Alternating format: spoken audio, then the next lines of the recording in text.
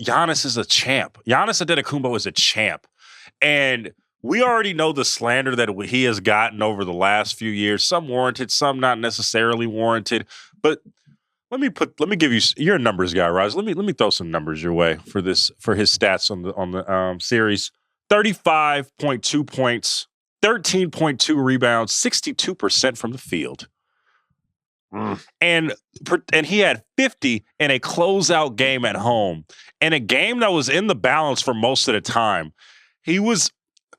I know that the Shaq comparison is a bit, but the man was like carrying dudes on his back and still making shots. He was incredible last night. What did you see from Giannis in the series, and what did you see from him in in Game 6?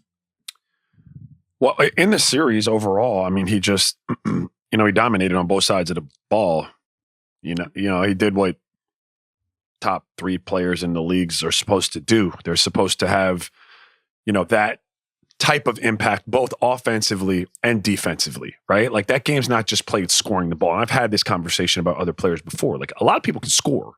Mm-hmm. Can you hold it down, in other areas of the game to get your team over the hump? And I thought Giannis, at times in this series, was able to kind of chill offensively when other people were cooking and, facilitate and just defend and board and all of that. And then when the time called for it, like last night, third quarter, say, yo, get on my back. Here we go.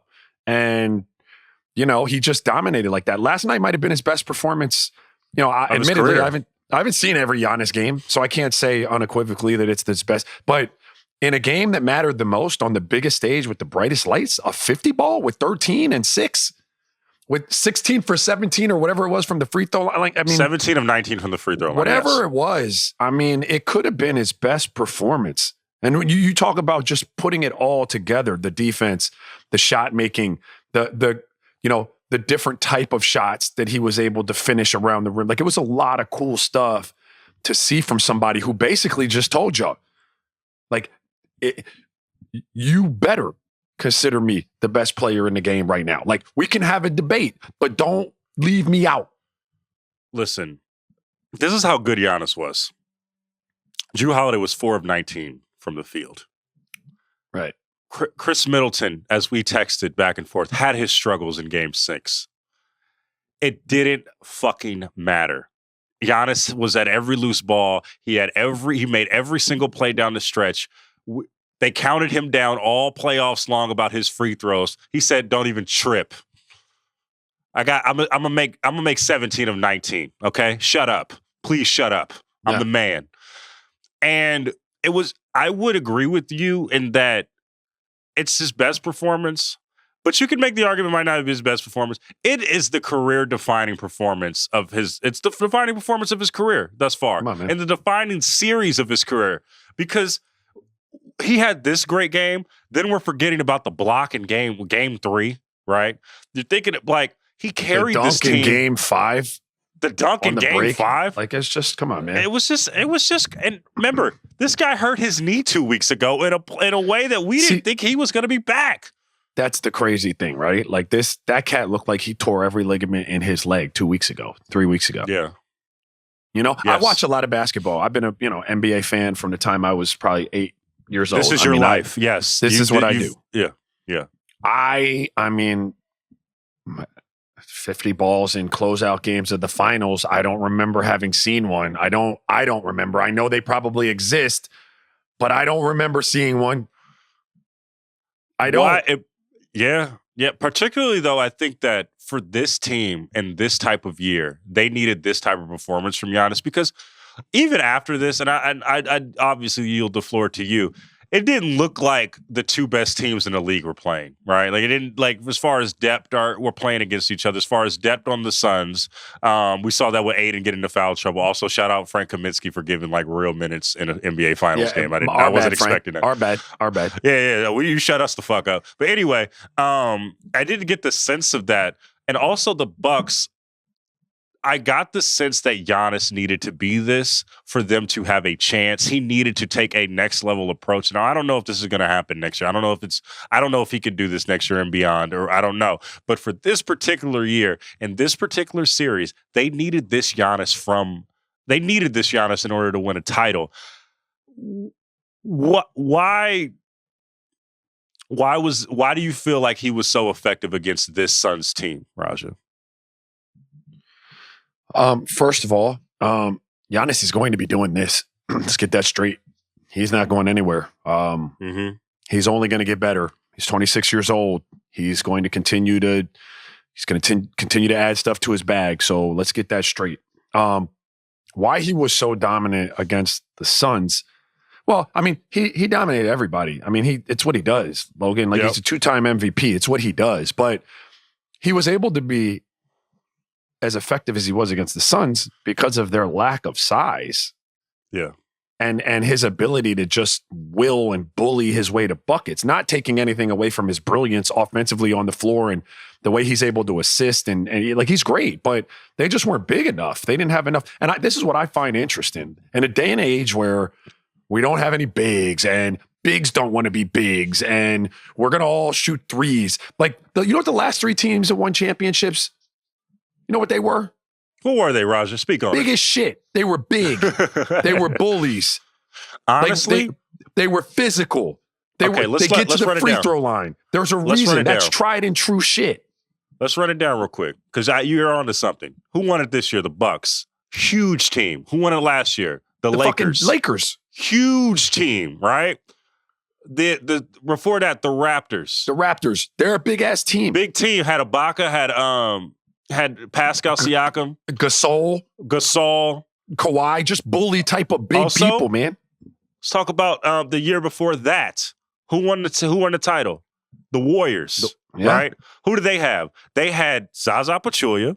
They had JaVale McGee. They had, and then they had Kevin Durant, who is a 7-footer and can guard bigs, right? Yeah. You go throughout all that time. I think people get misconstrued when it comes to bigs because it's not like you don't need a big from 1995. You need an evolved big. It's basketball. You need these positions, okay? And even in the life of like positionless basketball, that works in the regular season. In the postseason, you know what you need. But what I want to do, let's talk about the game a little bit. What did you see from the Phoenix Suns? Because this series has evolved so much from game 1 to game 6. What did you see in game 6 that you didn't see in games 1 and 2? Because it just seemed like they were a shell of themselves as the series wore on. Yeah, I think the effect of being the smaller team started to have a cumulative effect on the Suns, if that makes sense. I know there's a lot of effects in there, but they were fresh early in the series. They're a team that works on movement, player movement, ball movement. They shoot a lot of jumpers. And while those are going in, that's great. And when you're fresh, they tend to do that more often. But as the series wears on and you're playing every other night, and you're getting banged around by some of these bigger teams, especially when you've got a Drew Holiday that can go over there and put out a Chris Paul fire for a while, hop over there on D-Book and make his life hard. PJ Tucker is a menace defensively. Like, that Milwaukee Bucks team is a hell of a defensive squad. And I think it started to kind of take its toll on the Suns. And the other part of the game that Milwaukee really dialed into that I thought the Suns had the advantage in, at least in game 1, was all the 50-50 loose ball, who does this mean more to type of plays. Right. And I'm not saying that Milwaukee won that over the course of the series every game, but they certainly didn't lose it like they lost it in game 1. And so as soon as they got tuned into like, hey man, we can't let the Suns just pounce on every loose ball and get offensive rebounds and come in here. And I think, it just kind of wore on the Suns. Their ability to get easy baskets like they got in games 1 and 2 started to dissipate, right? Like the Bucks were challenging everything. And a challenge by Drew Holiday, who's a 6'5" point guard, is a real challenge. Like, it's affecting your vision as a shooter. That started to have an effect.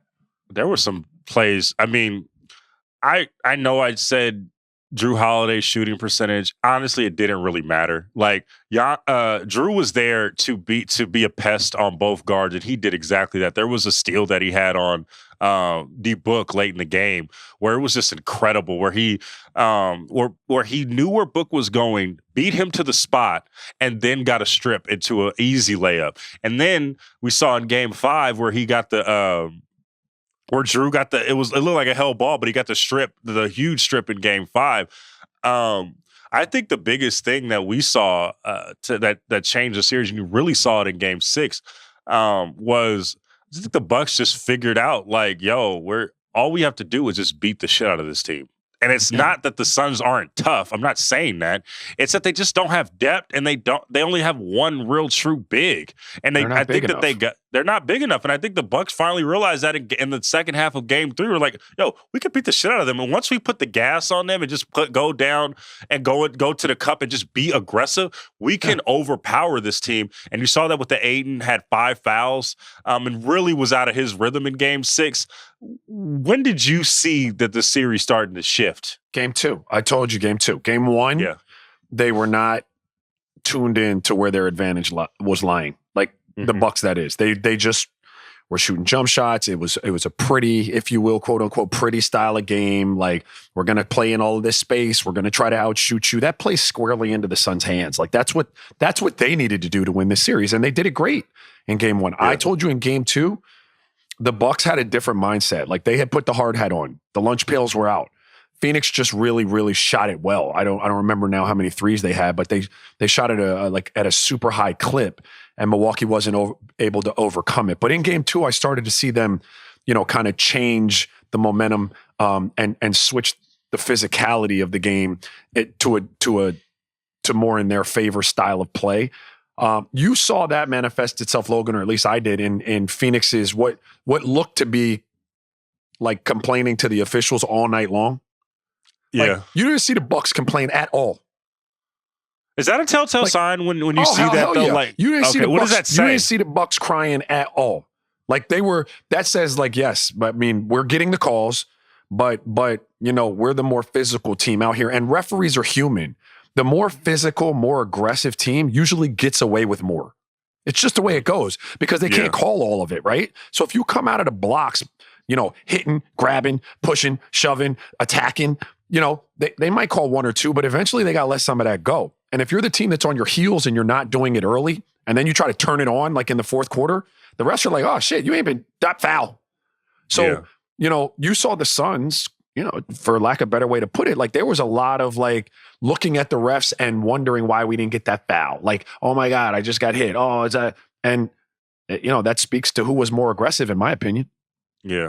One of the things, and I think it was Game 5 when you texted us, I don't have a good feeling about this, with the Suns when they were up. They were up big, and you're like, I don't have a good feeling about this. They also took a brief lead in the second quarter. They outscored the Bucks second quarter of Game 6, 31-13. Did you still have that sense that like it wasn't good, that the Suns weren't going to win this even when they had that lead, or were you like, oh, the Suns might make this a Game 7? How did you feel during that time? So my range of I was sitting there, my wife was sitting with me, and she looked at it. Did you have a cheering interest? Were you cheering for the Suns in this one? Yeah, I was. Were you just like, my whole house was pulling for the Suns. We were all sitting there like, we love Phoenix. But when Milwaukee went up, my wife was like, oh, this is going to be whack, because we want to see good games too. Like, she was like, oh, this is going to be a blowout. And I said, no, it's not. Like, the Suns will be right back in it. And believe it or not, boom, the Suns were right back in the game. Now, I didn't have the same sense that I had that it was going to be bad for the Bucks. I thought the Suns could. What I didn't know was going to happen was what Giannis did in that third quarter. Yeah. Is what superstars have to do. When it's in doubt, it's what the Suns weren't able to do in the other game, which was that superstar stand up and say, I'm not letting us lose this. Don't worry. Generational superstars. There's difference right here. There's levels. I'm gonna put another level to the tier. There's generational, for sure. And I'm not throwing shade at anybody. I'm simply saying this is what Giannis did, and I couldn't account for it in the second quarter last night. I didn't know it was going to happen. Mm-hmm. He just literally said, "Hey, man, give me the ball, and I'm gonna will us to this." And when you're like a role player, and you see Giannis do that, man, it takes a load off, bro. It does, because you're able to, like, I'm comfortable in my own skin. Like, he's doing what he's supposed to do, and now it frees me up to do what I'm supposed to do. You know what I mean? And so, that's what happened.